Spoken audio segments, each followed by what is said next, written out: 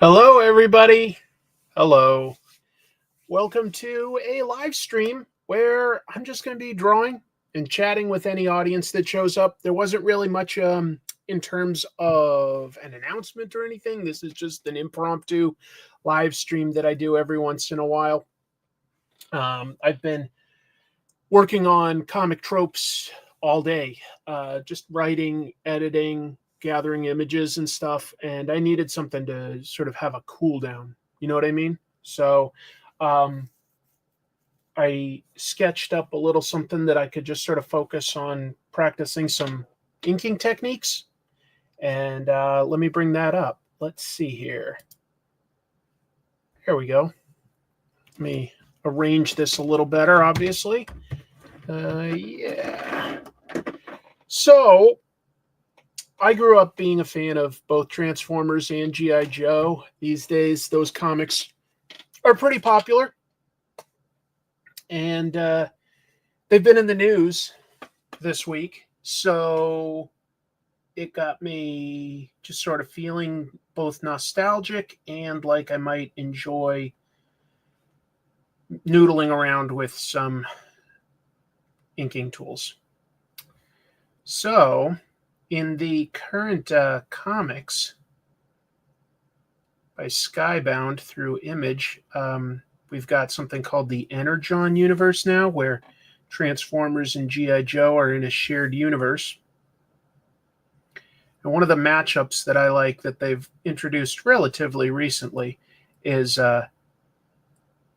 Autobot Hound, who would transform into a military all-wheel drive vehicle, and Clutch, who is the driver for G.I. Joe. He would drive the Vamp, which I can't remember what it stands for. But putting them together just feels like a fun pairing. They feel like, they're both sort of military guys. They're both, sort of scouts. And I had Transformers and G.I. Joes as a kid. Hound was actually one that I really wanted, and I never got him. But I've always really liked his design as both a car and a robot. It's a strong design. There's been a lot of news that I'll be talking about here and there too, for both the comic and the people that make the comic, specifically Robert Kirkman. We'll get to that in a little bit. I want to give some time for people to trickle in, and I'll just sort of welcome them.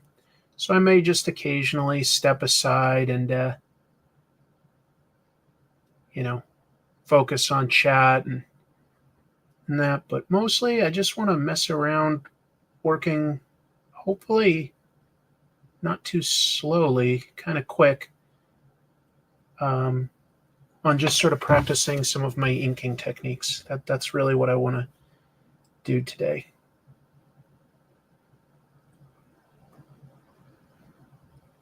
I want to practice on feathering and hatching a little bit more so that I've got like believable shadows. They don't have to necessarily be 100% true to life, but they need to give the impression of authenticity. So anyway, that's sort of what I'll be doing here. So I'm sort of knocking out some areas that I'll have mostly in black, which hopefully will give the character a little bit of a profile. Let's see. I'll give some greetings. Hello to, whoops, I didn't highlight it. Hold on. Hello, ChemDog. Lovely to have you here. What is this Friday night blessing? Well, that's maybe building it up too much, but lovely to have you here, Sherb. M. Tyler Durden. I'm guessing your drawing is pertaining to the news. Sort of. I mean, it was in my mind. So, yeah. Am I going to see F1? Not super excited for it. Although I like Brad Pitt, and who else is in that one? Who's that Spanish actor? He's huge. His name's not coming to me. I'm terrible at names. sort of a secret stream. Thank you for joining. Hello. Yeah, I don't expect this to be a huge, bustling, tons of people type stream. It'll be just a small group of us just hanging out, just chilling before most of you probably get the weekend. I go to my day job on the weekend, so I'm working tomorrow. Not that I wasn't working today; I was just working on YouTube as compared to anything else. So I'll get started on talking about what's going on with the Energon universe. A couple things. First of all, I'll be going into this in more detail on my Monday night news live stream show, but it was announced who will be taking over for Daniel Warren Johnson and Jorge Corona on the main Transformers title.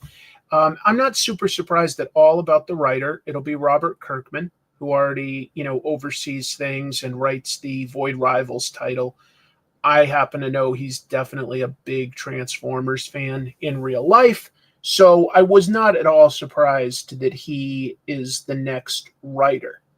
I was surprised at who they were able to get for the artist, Dan Mora. Dan Mora is, DC's golden boy these days. I mean, and he's a great artist. Been enjoying his stuff ever since I think first thing of his that I noticed that I really liked was Claws with Grant Morrison.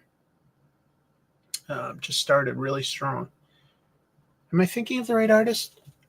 All of a sudden I doubted myself, but no, there was that, and there was another really good book. What am I thinking of? I think he did something with Kieran Gillen too, and I've read it, and it's got a title like From Now to Eternity, and I can't remember the title of it right now off the top of my head. Oh boy, I'm so dumb. It doesn't really matter. I prepare for this stuff on my Monday night live stream. I give myself some notes and stuff because I know I'm bad at remembering just names. But yeah, so quite a big name team, which I'm not surprised by. These books are selling very well, and you need to keep top tier talent on it to keep the sales going and keep the fans excited. I hope it continues to be good because it has been a great run under the stewardship of Daniel Warren Johnson. Boy, has he been great for the Transformers book. Really, really strong. Not just with cool big action sequences, but a lot of emotional heft to the stories too. I would think of Robert, I would describe more as sort of a plot-based writer than a character-based writer, but that isn't a bad thing. It's just going to be different, I think. But it's been set up well. This is a really cool take on things. Anyway, the other rumor, this one is not confirmed, but there's a rumor that Hasbro has been so happy with the Skybound take on the Energon universe that Robert Kirkman would be overseeing a cartoon adaptation of Transformers G.I. Joe crossover cartoon. Yeah, it's been a minute since each of them have had their title. So, I think in comic book terms, since each of them have had a cartoon. And G.I. Joe definitely needs, a bit of a push with a cartoon, more than Transformers. Transformers at least gets, the occasional big movie. It's been a little while since G.I. Joe has had the same attention. So, it's a different take on G.I. Joe when they exist in the same universe as Transformers. But I think that the Energon universe has been doing a good job of saying hey, they exist in the same world. There's some of the same technology, but that isn't to say that they're, somehow constantly battling and going after one another, because that would honestly get boring fast and the Transformers would probably just win. But yeah, it's been fun watching this universe coalesce and form. I've enjoyed it for the most part, and I would love to see a cartoon where they both exist together. Um, I would hope that it would help get kids a little interested in this stuff that I grew up loving as a kid. Kids these days are more into apps and games than they are physical toys. Uh, but I think that these two things that started, it's a very commercial product, just toys, have grown to have some really well developed characters and some interesting mythology that you can play with. So, yeah, I'm excited to see what they do. Those are the two big pieces of news: a new writer artist on the Transformers comic, and a potential cartoon. Potential cartoon. What else? I'll say hello. Yes, thank you. Once in Future was the title I was thinking of with Dan Mora. Very good art. Very, very good. Dan Mora books. Nice to see you, Beowulf. Did I miss people? Probably I did. Sorry. I'm not trying to skip anybody. What else do we have? I also love Daniel Warren Johnson on Transformers, but you know what? A 2-year run is rock solid these days, and I think he's, even if I didn't like, say, issue 25 forward or something, a 24 issue run, that's sizable. That's really, really cool. Any chance of me and Jim doing Jim Cotta for Trash Movie Bonanza? It's possible. Yeah, it's possible. The problem with Jim Cotta, the only problem is it's actually a pretty boring movie for a lot of it. Like, it's stunningly inert, but it is funny to talk about. Let's see. Fingers crossed for finally getting an animated series aimed at an older audience. Well, I mean, I think that Transformers sort of has. I think certainly the live action movies were aimed older than just kids. And then, like, Transformers 1 was a good movie. I don't think it's going to get a sequel. It didn't do well enough. But it was a good movie. And I would call that pretty much all ages. Yeah. I think he just signed him to a 2-year run. We knew that, like, actually quite a while ago, that he had signed for a 2-year run. And he just wants to, he's a young guy and he wants to explore all sorts of creative pursuits. So I don't think that he has any issues at all with the folks there. I think he'd love to keep doing it on some level. But yeah, he just also wants to explore new opportunities is all.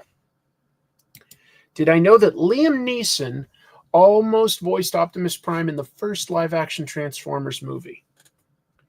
I didn't know that, although, honestly, I could see that working. He has a similar gravelly voice and gravitas to what Peter Cullen does, and I adore Peter Cullen's voice as Optimus Prime. But the Optimus Prime in the live-action movies is not really the same character as my favorite version, which is the one from the original animated show. That one was much more noble and caring and compassionate, which is something that I think Daniel Warren Johnson has brought back in the comics. The one in the movies is kind of this bloodthirsty warrior. He's always shouting crazy stuff like "die" and "I'm gonna rip your head off." And it's really kind of off-putting to me. For me, yeah, it's not my favorite take on Optimus Prime, the live-action movies. So no, I'd never heard that, but I'd almost like be okay with it just because it would help further push it to just saying this was something different. By the way, there's also a rumor this week that Michael Bay is developing another live-action Transformers movie that he wants to direct. So Yeah, the live action movies, did two without Michael Bay that I think were actually quite a lot better, especially Bumblebee. But box office wise, they weren't quite as big hits. So I can understand business wise why they're like, oh, let's get Michael Bay back. Okay, he's got his own take. That's his Transformers, not necessarily the one that I grew up with, and that's okay. So a lot of people do like it. At least it keeps Transformers out and about. But my favorite version right now is the comics. I think that the comics right now um, are probably the best overall Transformers story ever out of like any of the media. I love it.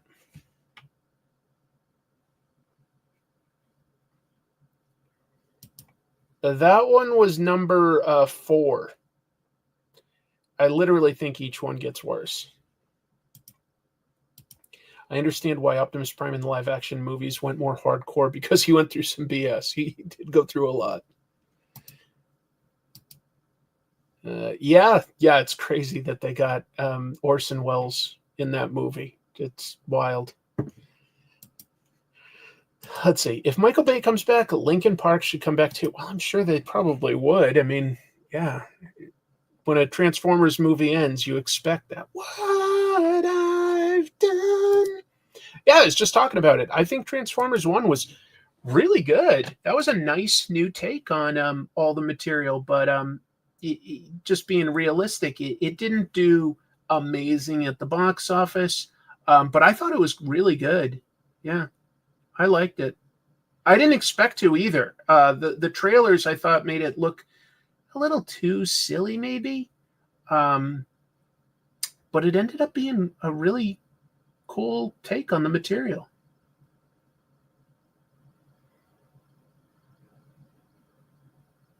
There's so many different origins for these characters, the Transformers in particular. It's a little silly. Even the original cartoon sort of had conflicting origins for the characters, and then you just get like all these new comics and cartoons and live action movies, and it gets a little overwhelming, all the different takes on the material.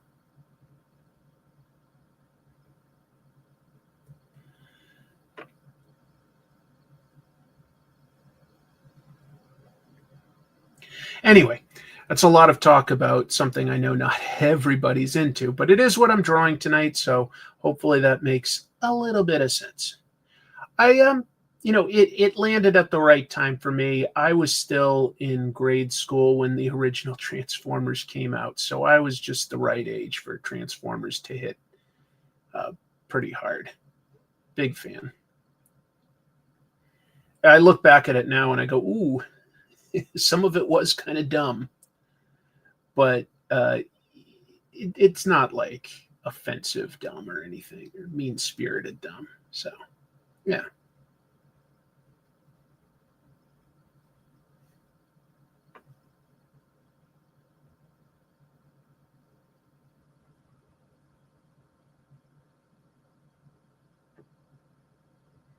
What else is new within that stuff? Big Transformers fan, nice. Sentinel Prime's appearance in Dark of the Moon was modeled after Sean Connery. I think I did hear that. I didn't love how many beards and mustaches and stuff started filtering into Transformers over the years. Yes, talked about that as I started the stream, but I guess it's been going a little while now. Yeah.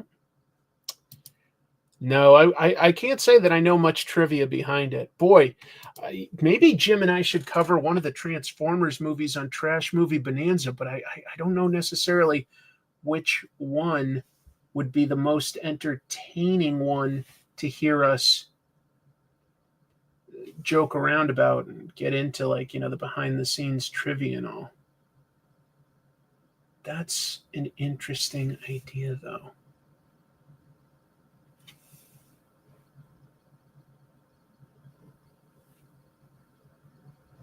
Anyway, sorry. Noodling around. Just sort of block this out.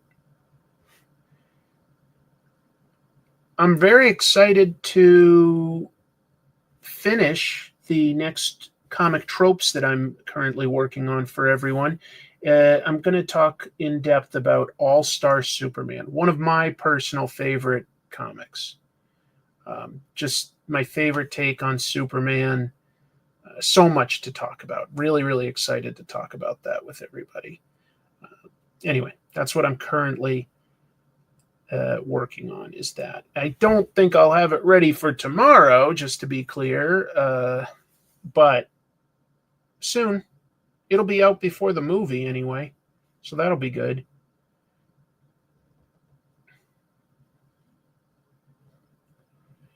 What else? I say too much, I know. Oh, tonight I'll be uploading an exclusive video for my supporters on YouTube and Patreon at the $2 and above level. I give them an exclusive episode each month that they get to vote on. So tonight there will be a new episode for those folks about the Superman Fantastic Four crossover comic from 1999. So that'll be like a 20 or so minute video that I'll have up tonight for those supporters. If you aren't already supporting me on Patreon, it's pretty easy. And like I say, at just $2 a month, you get access to a special episode once a month.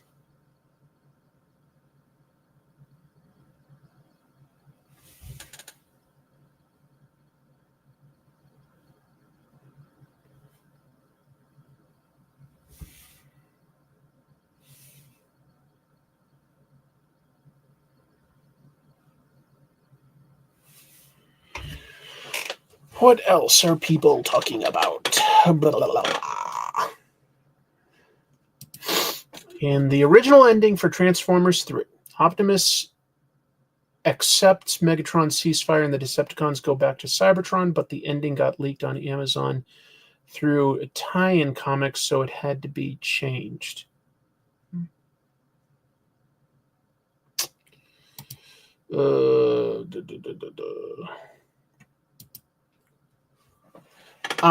Yeah, my favorite of the live action ones was Bumblebee. Bumblebee was just a good, solid, in and of itself, little adventure. I thought that was pretty well balanced, good character work, nice, likable characters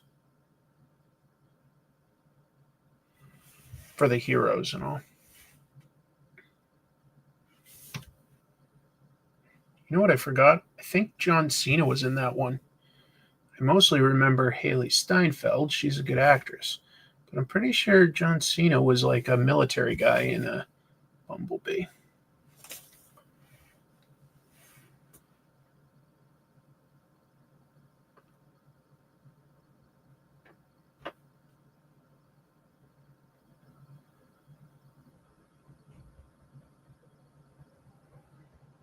I'm sure someone out there will correct me if I'm remembering that wrong, but I'm pretty sure that I'm remembering it right.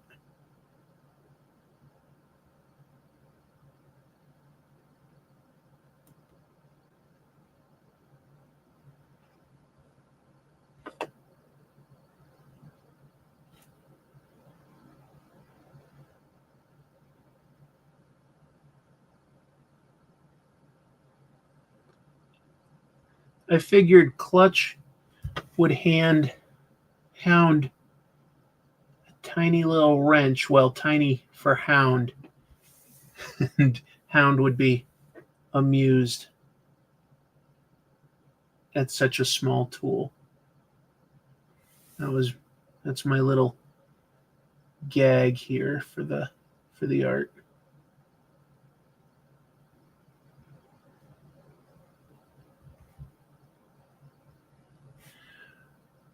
Oh, I didn't see F1. Someone asked about that one, but I did go see Megan. Well, I guess Megan 2, I guess. I thought that movie was hilarious. It's very campy, and I expected that, but I thought that movie was really funny.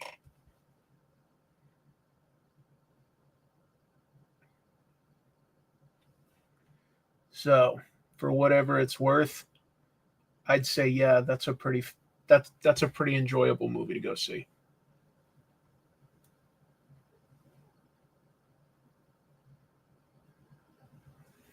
Anybody else see any good movies or streaming shows? I guess is it season 3 of Squid Game that just dropped? I'll have to check that out when I get time.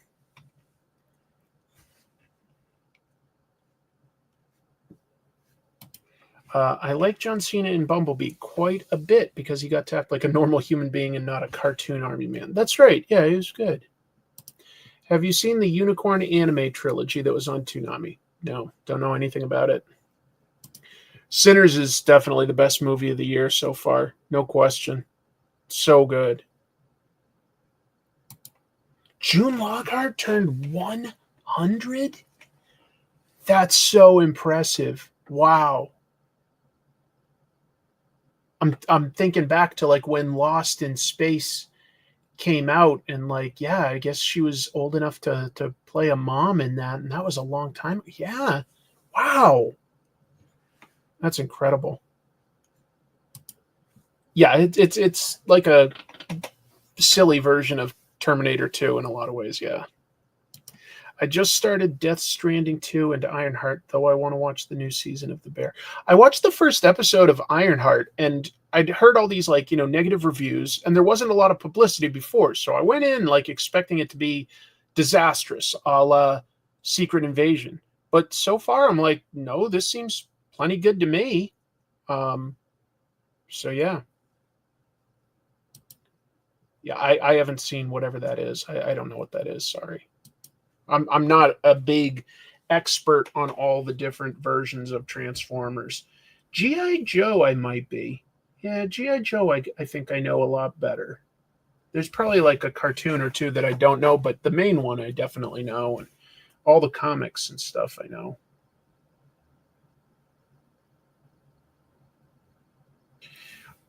I thought that I was going to do like, a pretty long live stream tonight, but I do have some pretty extreme shoulder pain issues, and I can already feel it acting up quite a bit. I have been working a lot today, and I think that some of the repetitive stress of, you know, leaning over, typing, moving a mouse, it's starting to hurt. In fact, I've probably been massaging it right now without even thinking about it. Um, so, as much as I'm having fun, I'll go as long as I can, but I'm already starting to feel quite a bit of pain. So, I doubt I'll be able to finish this like I was originally thinking I could. So, I'm going to temporarily shift over and try to represent Clutch here with as few lines as possible so that he can look not exactly small, but like height appropriate to a transformer. You gotta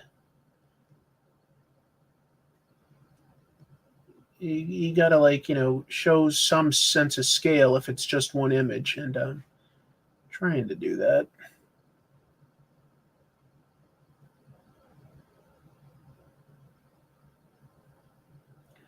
But I want him to still be accurate and show a little personality, but I have to do that mostly through gesture because there's not enough space to give him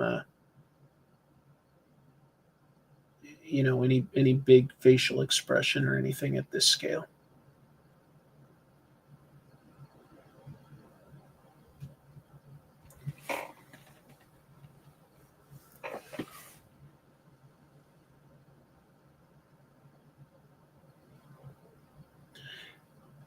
GI Joe I know has less of a following than Transformers, but does anybody out there have a favorite Joe by any chance? And even if it's Snake Eyes, that is okay. I mean, Snake Eyes is awesome.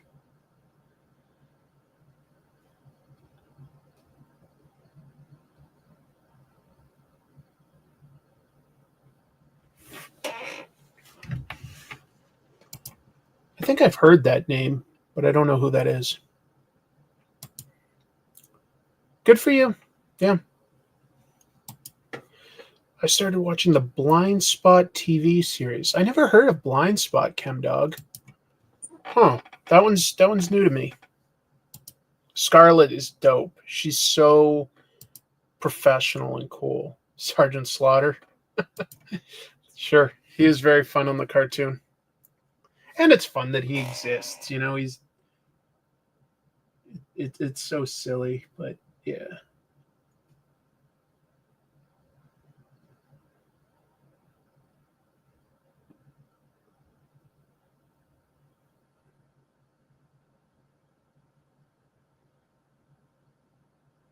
No, the G.I. Joe comics are some of my personal favorites. I really, really like G.I. Joe by Larry Hama.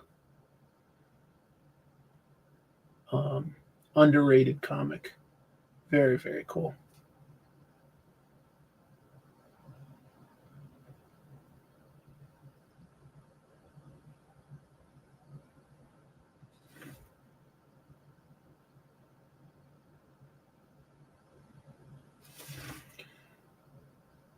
I think of Clutch as a bit of a swarthy fellow, so I'm giving him a little arm hair here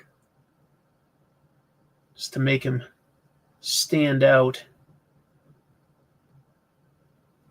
I like to think that Clutch is so good at his job that GI Joe is a little lax with their grooming standards for a soldier. Otherwise, they're like, yeah, all right, you're the best of the best, so you can grow your hair a little longer, grow a beard. We'll allow it for you, but only as long as you're still like the best driver and mechanic that we got.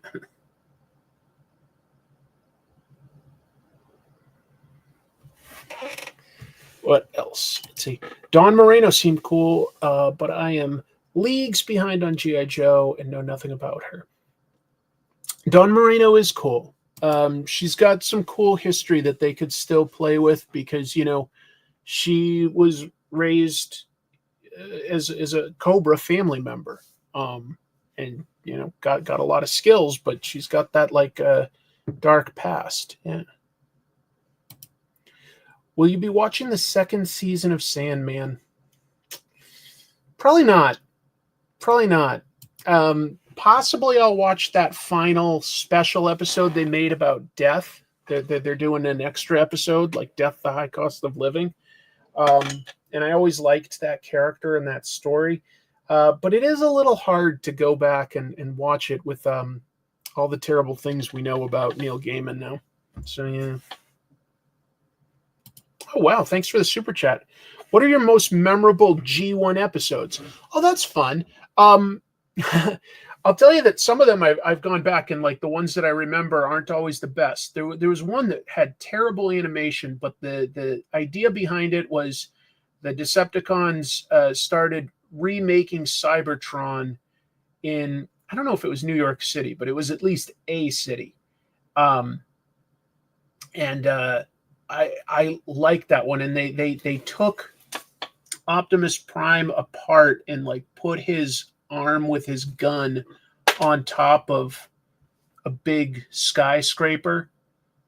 And I remember that was like a big threat that the Autobots had to deal with. And for some reason, I just really remember that episode. There's an episode on my YouTube channel where, as a 10-year-old, I had made it's either 60 or 80 page long Transformers comic. And I cover like the first half of it because it's very repetitive. And yeah, it was funny how much it ripped off from the show, including that episode. I seem sleepy. Oh darn, maybe I am. I'm kind of just in pain, to be honest, more than I expected to be. So Autobot Spike. That's right. That was the one where he was in that Frankenstein sort of monster. What else did I really like? I liked the episode where Megatron and Optimus Prime decide that they will have a one-on-one battle, and whoever wins, the other will leave Earth, or something like that. And Optimus agrees because he's like, yeah, it'll save a lot of lives, a lot of casualties and stuff like that. And I think that I can take it. But what Megatron does is he takes each of his Decepticons' special abilities. Apparently, they each just have a microchip that gives them a special ability. And so Megatron wins the fight because he cheated. And I don't really remember how the Autobots learn that, but they do eventually learn, and they're like, "Oh, that's cheating. We're staying." Okay.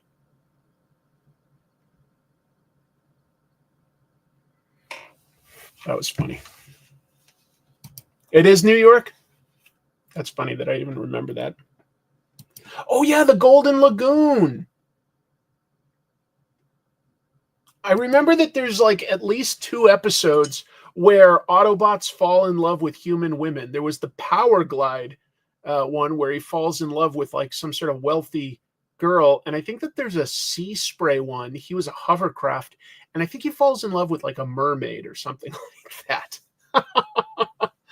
That was pretty funny. I remember that in season 3, the writers did an episode about this bad guy called Octane, and he left the Decepticons to go work for a fake Middle Eastern country, and the episode offended voice actor Casey Kasem, who's Lebanese, because they made up that the cartoon said that the fictional country was called Carbomia, which is definitely offensive. And so, yeah, they lost one of their big name voice actors. He did Cliff Jumper, and, pretty famous voice actor, well known for his roles on Scooby-Doo. I thought that was a pretty stupid move on their part to offend one of their big name voice actors. And that was sort of the moment when I realized season 3 was a huge step down from season 1 and 2.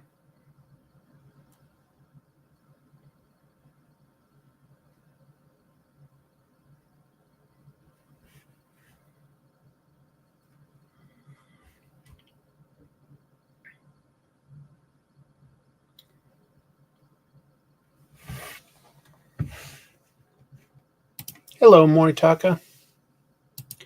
Big Transformers fan here. EJ for the win. EJ Sue is a great Transformers artist. Catching a live stream from South Korea. Well, I think hello is Anyang. So thank you. I'm coloring a piece for a new RPG game premiering at Gen Con at the end of July. Congratulations. That's really, really cool. I've made a whole episode about Transformers Kiss players, about the manga. It's crazy. I'm very familiar. Go to Comic Tropes. And, yeah. Cosmic Rust. The original Marvel comics also had a Cosmic Rust threat, as well as the cartoon. So two different takes on the idea. But it's a kind of natural idea, isn't it? They're all robots, so yeah, they got to worry about rust. In the comic, I think they were called scraplets. I don't know what they were called in the cartoon.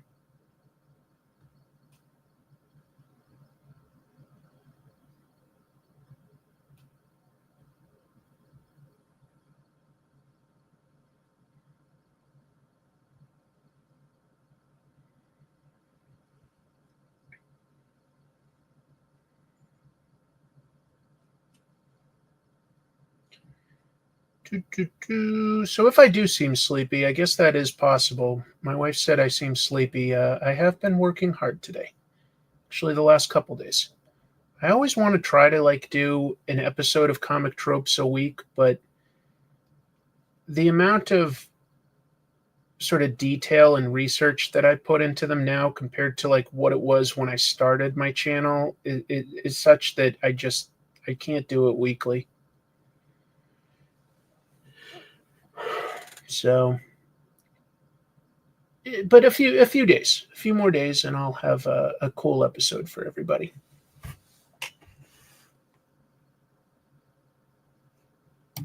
Anyang Haseo, right? Scraplets in the comics Transformers Prime used the name too. Oh, nice. I do have one of the Kiss players figures because it's a GTR, and I like the Nissan GTR. So one time when I was in Japan, I saw like, and I forget what it's called. It's something like Drivamus Maximus or something. But anyway, and it was from the Kiss players line, so it's got the tiny little girl figurine with it. But the car itself is really cool, so I did get that.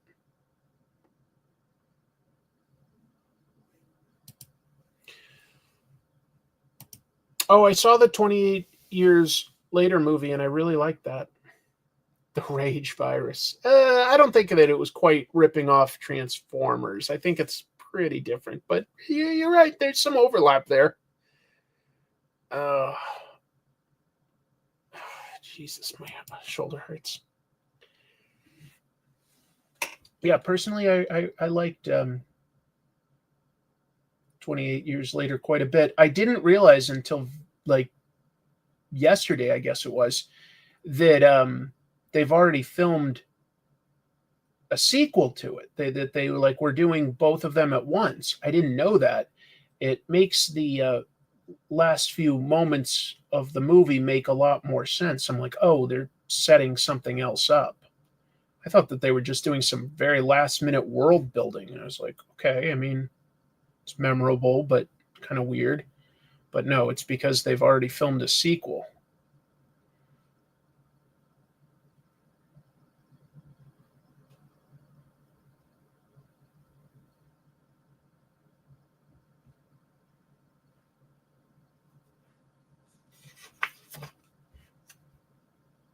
There, that's a reasonable clutch, I think, to be paired with his big buddy, Hound. Give Hound some facial features here.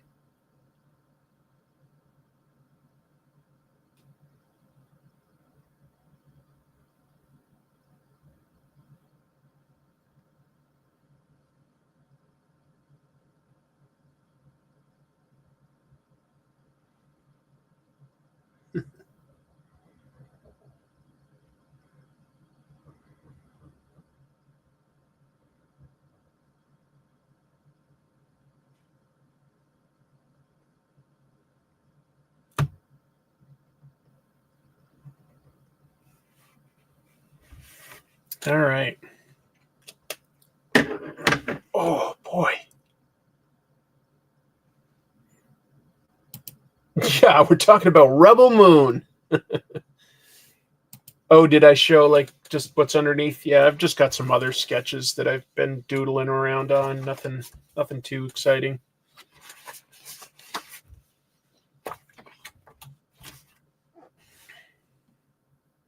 Oh, you're lucky, John. Nice to see you. But yeah, I was saying at the beginning, that was one I always sort of wanted because I think it's one of the better ones as both a vehicle and a robot for that G1 stuff. Like he's definitely one of the more detailed and sort of believable ones. He's got an interesting transformation. He looks really good as a robot.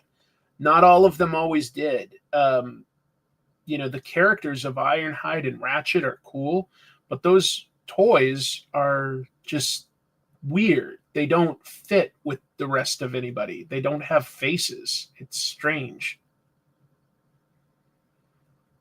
And if you know that the original Transformers came from about 3 different toy lines, it starts to make a little more sense. But in America, we didn't know that in like 1984 or whatever. We were just like, some of these toys are better than others.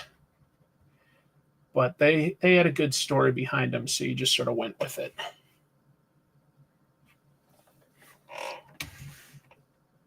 Wheeljack, yes, very cool. Was it really? 28 years later was filmed on iPhones?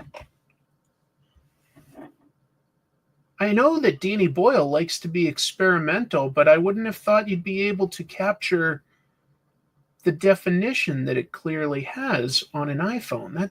And you wouldn't have depth. You wouldn't have much field of depth. Well, you say modified, so maybe you can. I heard that there've been movies, filmed on iPhones, and I think that that's kind of amazing. But I haven't heard about that. Hello. Oh, thank you.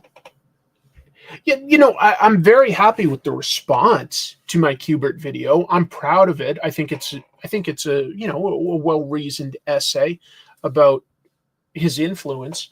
I was just surprised that the algorithm just did not pick it up at all. So it kind of bombed, but whatevs. You also sort of, when you release an episode and you've made tons of them on YouTube, you sort of go, you never know. I also would never have expected, my Vince Coletta episode of all things to be an episode that was so viewed. I mean, who's looking for an episode on Vince Coletta? Are there any Transformers characters you pick up more than others? I think I've got 5 different sound waves. I don't have many Transformers. I maybe have 4, maybe 3. I've got a Megatron, an Optimus Prime, and a Soundwave. When I was a kid, I had lots, but I sold them all. I had lots though. Yeah, that was my big thing at the time.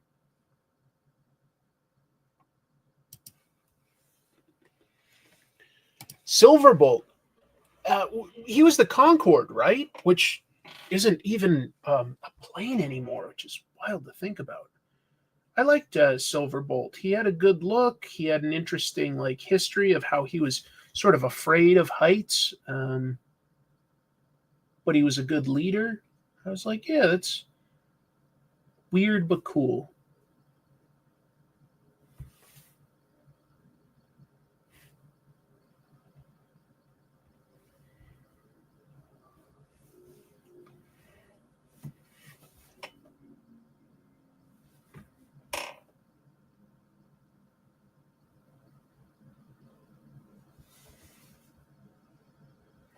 I loved combiners. I had the Constructicons as a kid.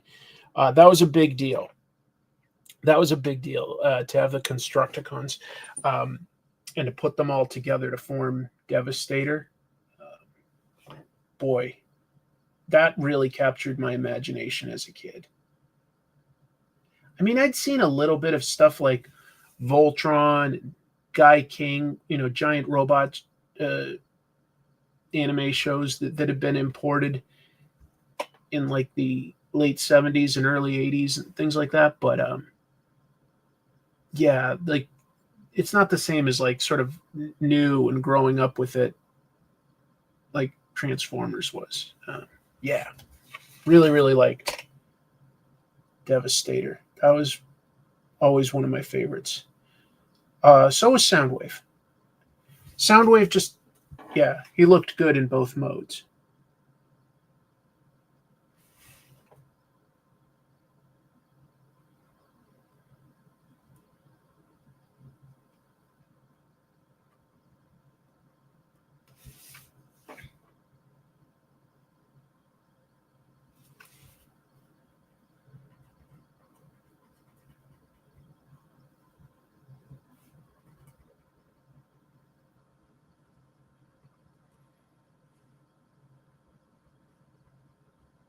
Talking a lot about Transformers tonight, and that makes sense since that's what I'm drawing.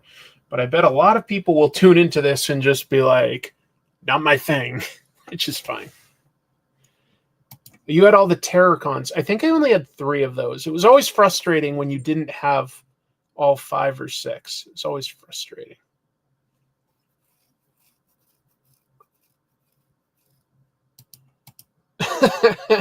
Yeah, your ears were burning.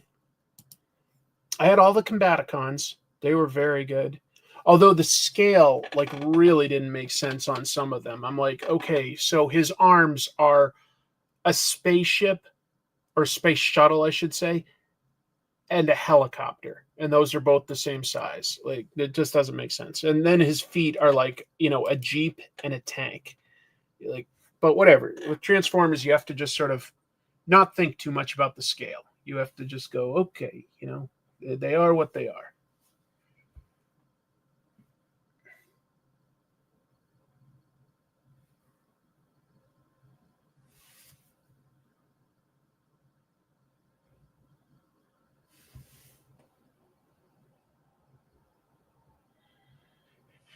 It's kind of funny that they have so many. They have to come up with their own mythology to explain the scale and stuff. And it was really just because they used at the beginning a couple different toy lines. Some of them were transforming vehicles, and some of them were supposed to be like robots that changed into not household objects, but like handheld objects like a tape recorder and a gun. They weren't supposed to shift in scale when they came out as original toys. That was just what they were. A camera, they just turned into tiny robots. But then you have to make them all be the same size as robots. Is just funny. My arm is hurting. Yeah. Money Pushy, you've got to help me. I'm working in a warehouse and I need to find an empty bottle to pee in. That's my mission this week. It's because Amazon owns James Bond. Anyway. Yeah. Given the independent nature of Image, I'd love to see them bring back a version of Mosaic with key writers and artists who might not have the time and allowance to contribute otherwise. Are you talking about the Marvel superhero Mosaic that Carrie Randolph drew? Or something else? I only had Grimlock, but Grimlock was a great Transformer. Really good. By that point, the Transformers had sort of abandoned their initial idea of robots in disguise. I don't think you need a metal Tyrannosaurus Rex in the modern day. Like that's not exactly going to blend in. But in terms of fighting battles with Megatron, yeah, having a bunch of dinosaurs is cool. That's one thing I wish media could lean into a little bit more with Transformers, though, is the idea of them hiding. And I don't know exactly what that need would be to hide, but I like the idea that they would want to hide as everyday objects. Like, what if some point, GI Joe and Cobra get a hold of like weapons that can really do a number on any Transformer? Then it starts making a lot more sense why they'd want to most of the time run around as a car or a plane.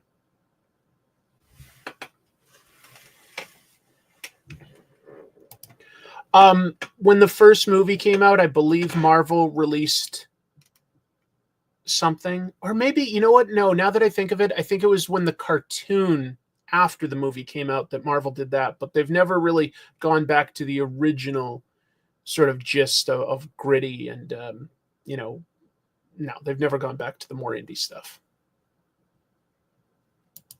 There used to be an online fan-made Transformers anthology called Mosaic. Oh, okay. I don't know anything about that. I'm sorry. Got it. They really should make a new one with big names.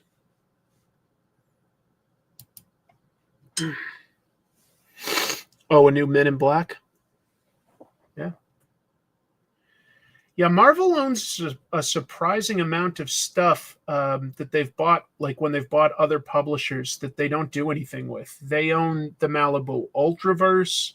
They own CrossGen. there's a lot of other comic book stuff that they just don't use for some reason. I don't really know why. I would think that it would be stuff that they could take advantage of, or at least try here and there, find an interesting take, be more experimental with what they're willing to try because they've got nothing to lose by renewing these properties. But yeah, Marvel has the rights to Men in Black as well. In fact, when the movie plays, it says based on a Marvel comic. It was not a Marvel comic originally when it came out, but Marvel bought the publisher and the rights to that comic. So technically a Marvel comic.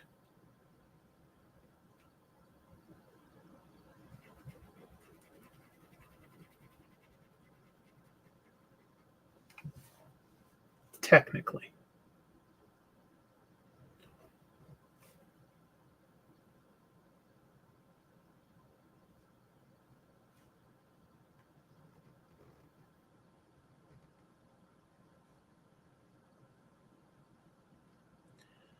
Bear with me, just focusing on some details, and I'll get back to the chat.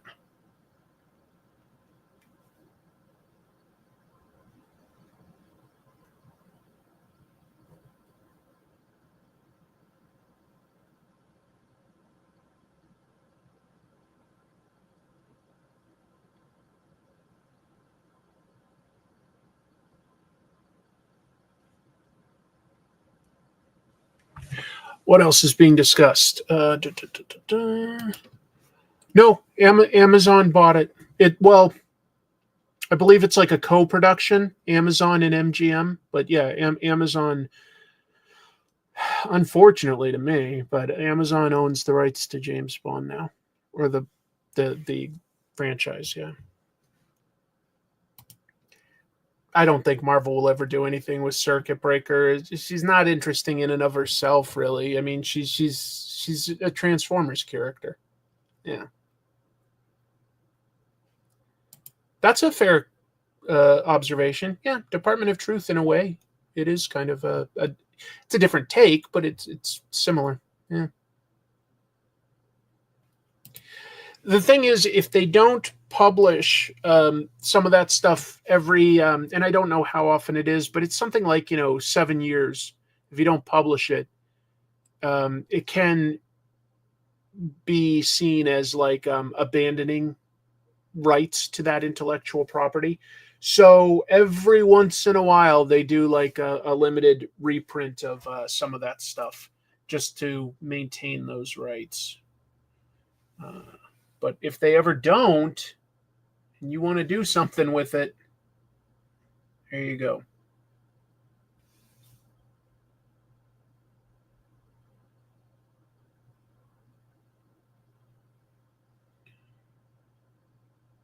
But yeah, there are rules on how often something has to be used for a company to maintain those rights.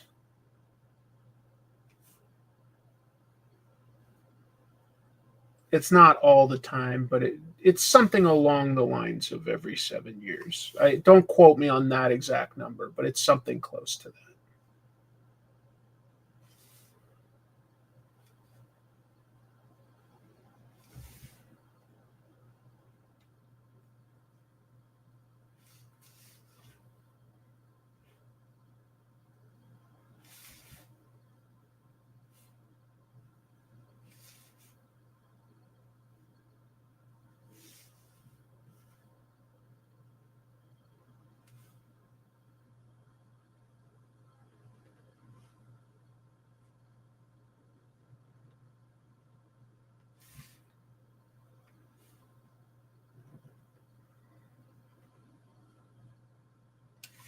Sorry, every once in a while, I know I'm quiet. It's just because I'm focusing on a specific detail of some sort.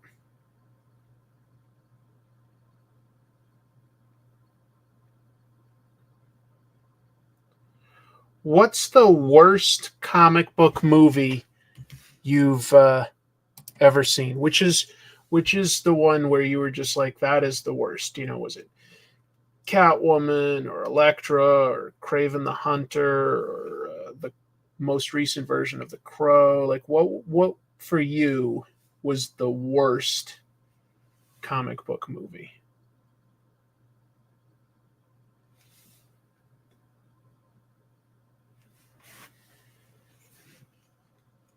Oh yeah, I was watching that one on a plane and I didn't even finish it because I did not care for that one. Batman v Superman, also not a fan. I agree. I don't. Marvel owns him. Marvel owns him. They've used him a bunch. They still use him. Superman 4 is the worst. We reviewed that one on this channel. Blueberry, as in Lieutenant Blueberry, the Mobius book. I didn't even, if that's what you're talking about, I didn't even know it got an adaptation. Huh. Just the Justice League TV movie. Yeah, I know what you're talking about. It's pretty funny how bad it is. Spawn disappointed me the most. I get that. Couldn't finish Morbius. You really didn't miss anything. Um, I love Fantastic Four as a good bad movie. I was in an empty theater with my friends, so we got to heckle the screen. Yeah, maybe watching it in that context could be fun. Maybe I can understand that. Steel. I've never seen the Gen 13 animated pilot. I've heard of it, but yeah. I did see Gen X, Generation X on TV with Matt Frewer as the bad guy. Yeah, and I'm pretty sure Jubilee was white. Ooh. Also, another vote for Fantastic. I don't know how to say that. Well, I hope that this month coming that both Superman and Fantastic Four are good. I like both those characters quite a bit. Uh, so I'm trying to be hopeful that we get two good movies. That would be fun. Don't know.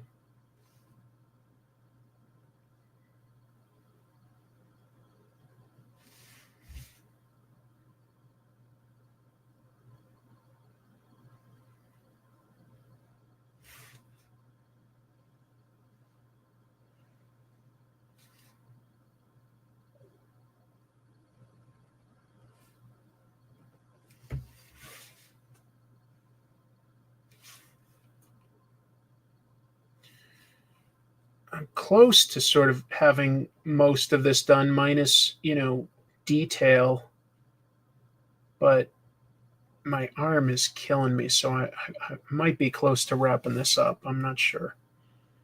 Depends on how much fun I'm having while in pain.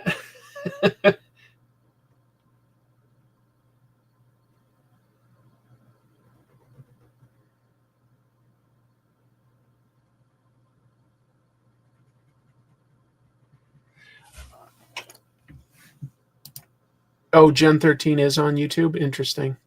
You have a soft spot for Howard the Duck. I found that one a little cringy. Cool as Ice. If that's the Vanilla Ice movie, I have seen that. TMNT 3 was pretty bad. I saw that one in the theater. um, yeah, I felt like I sort of enjoyed Mystery Men for what it was, but I haven't gone back and seen it in a long time. Oh, that's nice of you to say. Just noodling around, trying to make it look like something. The Blueberry movie was done in 2004 with French actor Vincent Cassel. Was pretty bad. I never even heard of that, but it fascinates me now. Dude, air fryers are great. Air fryers are great. You can make like say crispy vegetables that are healthier than like deep fried things. You could make like I avoid the carbs, but you can make like a grilled cheese hot dog like in 2 seconds. I'm exaggerating the time, but it makes it so easy. It's awesome. Oh yeah, Dylan Dog with Brandon Routh. That goes pretty far afield from what Dylan Dog is. Ugh. Yeah, air fryers are great. Feel no shame for being excited about an air fryer. They're awesome.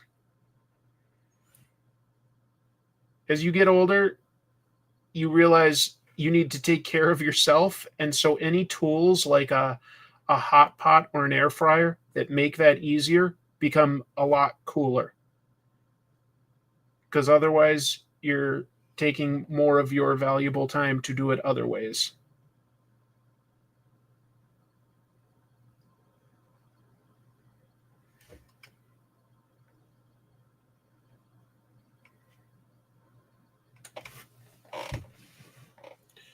Frias Maximus.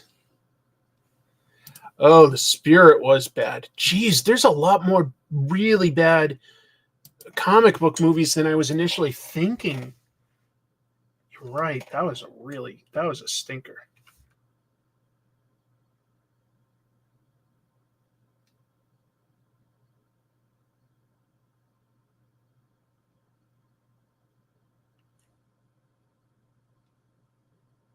Boy, it was just so weird that somebody like Frank Miller that respects I know he does. He respects Will Eisner so much, and then he just made such a weird take that doesn't feel to me like the Spirit. It felt like it was a take on some of the ideas of the Spirit in the world of Sin City. Um, Boy, and the amount of good actors he got in that too. Oof, what a misfire.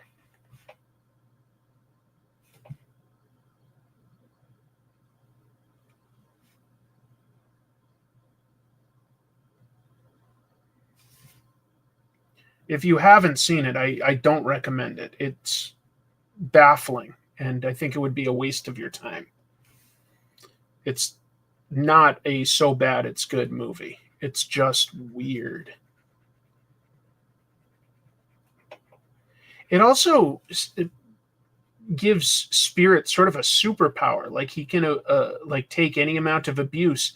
But I don't remember that from the original comics. I mean, he got beaten up a lot and survived, but I thought that that was just done more as a goof, a gag. Did he ever have superpowers? I don't know.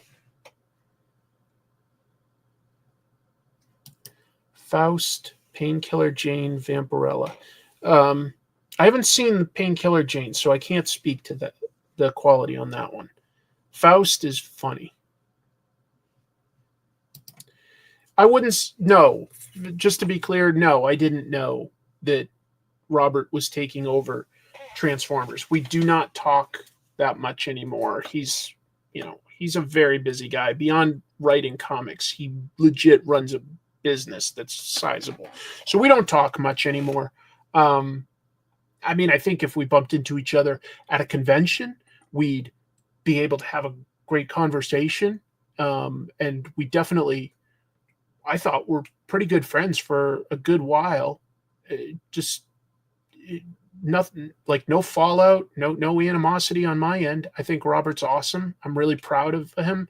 I like most everything that he does. I'm very impressed with what he's done. I think he's a great guy, but I don't chat with him anymore, like on a regular basis or anything. So I did not know that. That's it. I feel like I know him well enough that I did think that this was a super likely possibility because I do know that he loves Transformers. And I thought that it just made sense. So yeah. Sin City 2 wasn't too good, no. But yeah, I like the first Sin City. It's weird, but it's cool. I don't know if Spirit like I don't remember now. It's been a long time since I've read any take on Spirit. I don't remember whether he came back from the dead or he was just presumed dead. I just don't remember.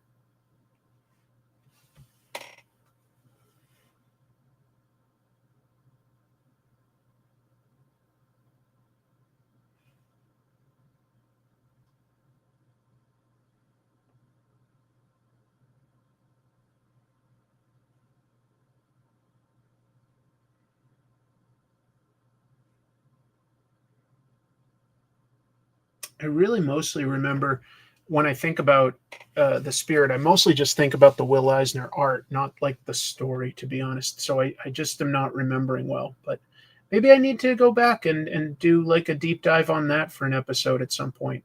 Remind myself. It's definitely been a while. It's been a while since I've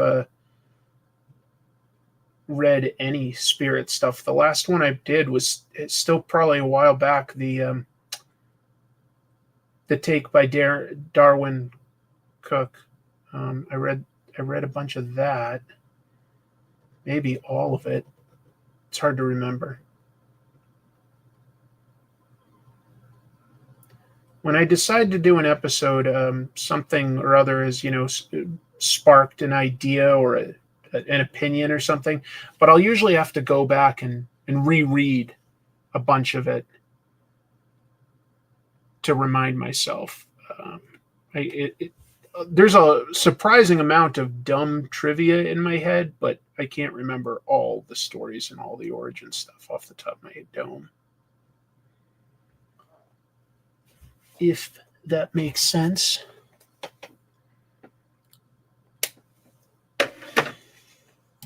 He was buried alive, so he didn't really die. He just was presumed dead, right?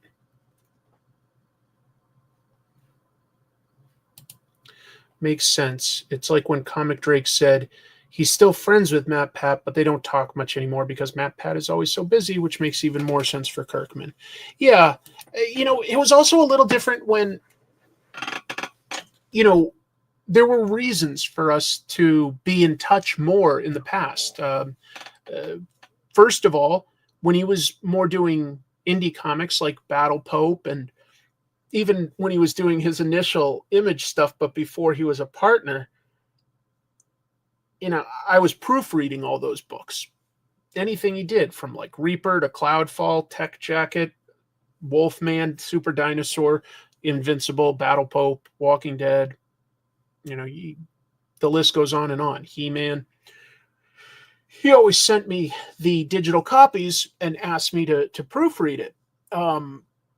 So we would just also have the occasion to email back and forth back then, or he would text me or even call sometimes. But by the time he became an Image partner, by the time there was a Walking Dead TV show being made, he had actual editors at that point. And so he didn't need me. They kept sending me that stuff just like on momentum more than anything else. But he had employees to check that stuff at a certain point. And so and we both used to live, closer. I was on the East Coast, so I could drive out to see him at his place in Kentucky. Because two of my other friends also lived in town with him. And then, eventually he moved to LA. So there wasn't really, I wasn't physically close to him anymore. So there were a bunch of reasons why, I think we slowly stopped getting to talk as much. And I'll be honest, I do miss it. He's an interesting guy. He's funny. He's legit super, super funny in person. Very funny. So I miss it. I don't know. I hope he doesn't have anything against me or anything, that we just sort of faded away. Last time I saw him was at New York Comic Con. Which year? I guess now that I think of it, it would have been 2023. He and the other guys working on the Energon universe were just sort of launching it, and that would have been the last time I saw him right after the panel that he had. I came up and I said, hey, and we got a picture, and I saw Corey Walker and Daniel Warren Johnson and stuff. And yeah.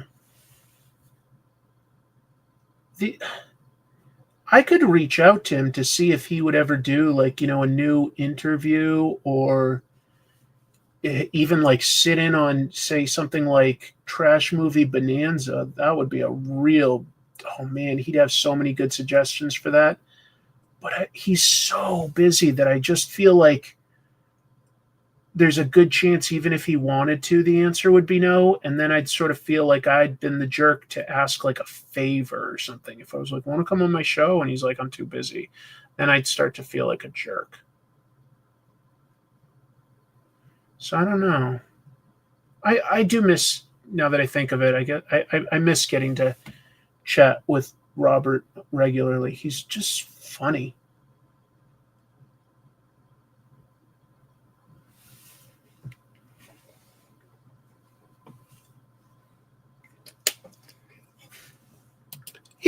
Maybe someday. Yeah, maybe someday. Robert has always prioritized writing the actual comics because that's what makes him happy. But also, Robert writes differently than a lot of other people. Here's an example of something I know, but I'll tell it because through somebody else. I went to a local comic convention last weekend. It's called Washington Summer Con. Wasn't that great, but there was an interesting panel with a bunch of writers, and one of them was Dan Slott, and he was saying like that one time he asked Robert Kirkman, like he was like, yeah, one time I went to talk to him about like how what his work process was compared to mine or others that I've learned, and he's like, so when you're working on your second draft, and he goes, and then Robert just started like burst out laughing. He goes, second draft, and that's the truth. Like Robert basically just sits down and writes. And that is the story. That also gives him the opportunity on these shows like Invincible and Walking Dead to potentially refine something. But that also gives his work a certain energy and an authenticity. Uh, you know, I think a bunch of writers will have a second and potentially a third draft. Robert generally does not do that, at least every time I've known him and talked about his process.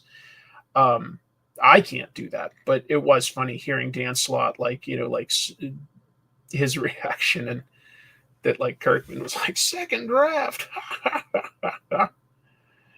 uh, anyway, I lost my train of thought why I was even talking about that. Sorry. Great guy.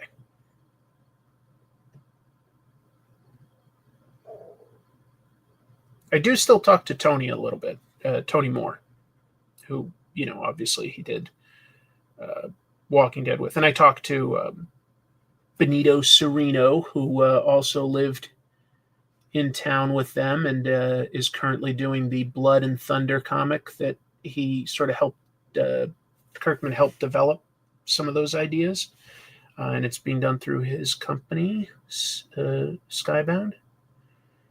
So I talk to Benito and Tony. I just don't get to talk to Robert as much anymore. Boy, who cares, right? Feels like all I'm doing is name dropping. I have a couple of second drafts for some chapters I'm not happy with, but mostly I just do revisions.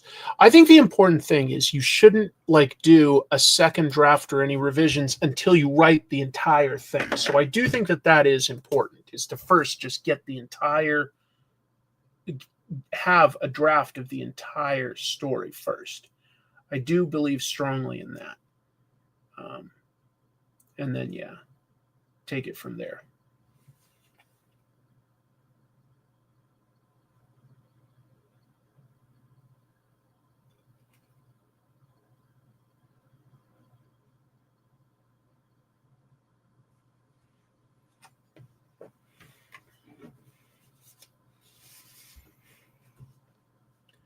I'm close, so I guess I might as well just push myself a little and finish this silly little sketch.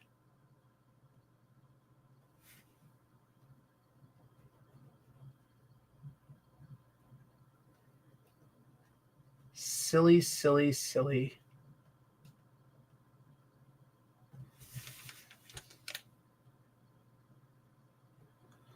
What comic is your favorite right now? Are you reading anything ongoing that is the first thing you'll pull up uh, to read when you pick it up these days?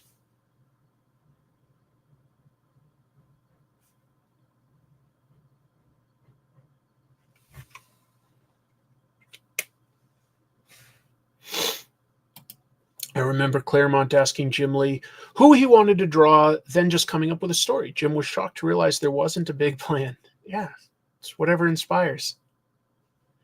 Not a silly sketch, although I'm jelly since it's not me. No love for Devastator. Devastator is a complex character to draw. Incredible Hulk is your favorite? Yep. Ultimate Spider-Man and Ultra Mega? Yep. Oh, a red coat? Sure. Glad you're checking out Blood and Thunder. I liked it quite a bit. Some really good world building, some good humor. A lot to like there. And great art. Goes without saying, but yeah, great art.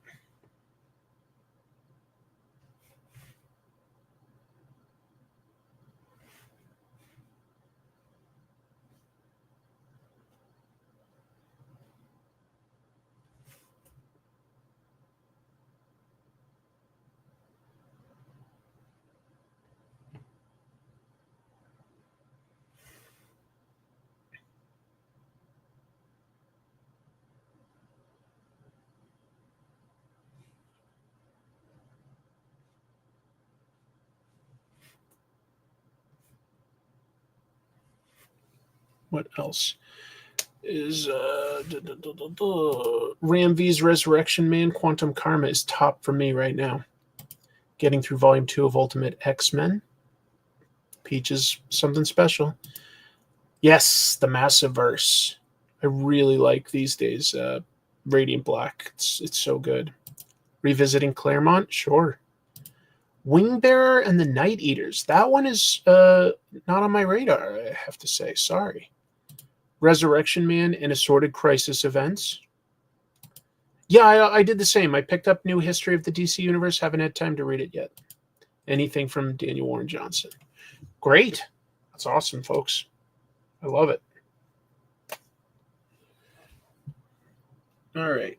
I think this is the last bit of detail I will add to this piece. It's just a little pattern here.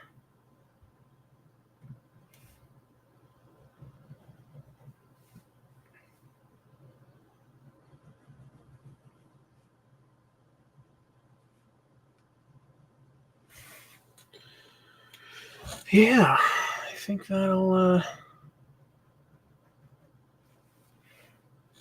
all I do at this point, now that I've sort of laid that out, would be fine tuning some of the shadows and then adding texture. Like maybe there's a little weathering or pitting or something like that. For instance, something like that. And that stuff's just fun. That's the fun part. So could do a bunch of that, but it's basically done. There's not a lot more that I could do for this piece.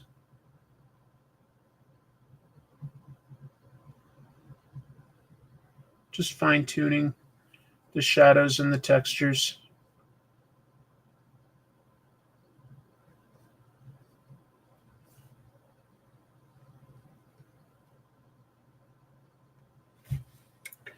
I had fun with it. So there we go. Thank you for joining me. Didn't necessarily think I'd be able to tough it out because my shoulder is absolutely killing me.